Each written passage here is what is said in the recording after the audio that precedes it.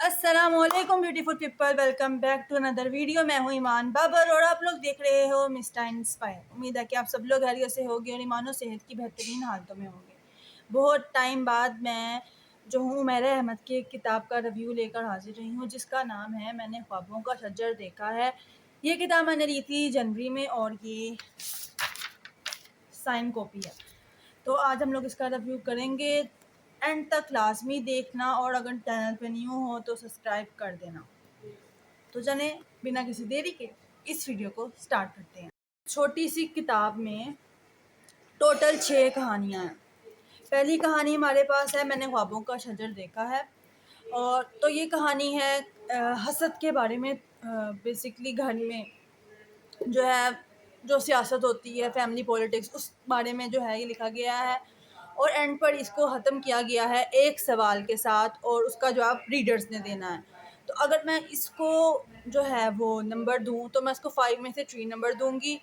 उसके बाद हमारे पास अगली कहानी थी शेरज़ाद, जो कि उमैरा अहमद का लिखा हुआ ड्रामा भी है, जिसमें मायरा खान जो है वो लीड है।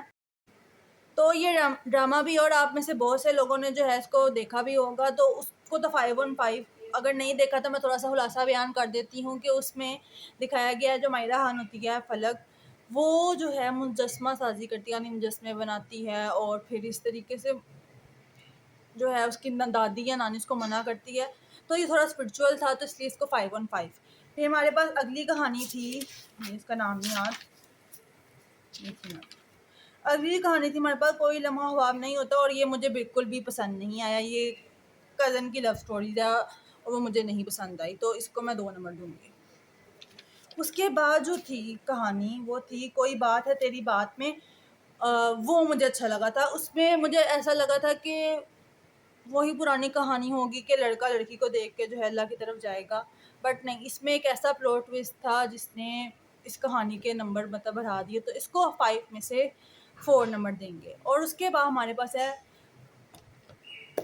मुट्ठी भर मट्टी। और मुझे ये अफ़साना पूरी किताब में शेरज़ाद के बाद ये अफ़साना बहुत पसंद आया था।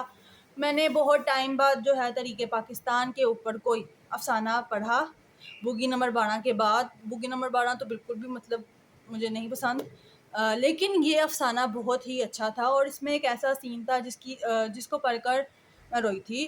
तो इसको तो 5/5 नंबर। उसके बाद हमारे पास आया तेरी याद, एक मिनट, तेरी याद हारे गुलाब।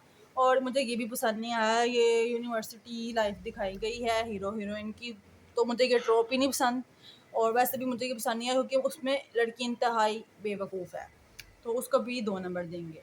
तो ये था 6 छोटी छोटी कहानियों का मजमुआ इस किताबी शक्ल में। और अगर हम इसको ओवरऑल नंबर दूँ तो मैं इसको 3.5 पूरी किताब को नंबर दूँगी, क्योंकि मुझे इसमें जो है 2 अफ़साने बहुत पसंद आए हैं। एक बिल्कुल पसंद मतलब एक जैसा वो नॉर्मल था, बाकी बस सो थे।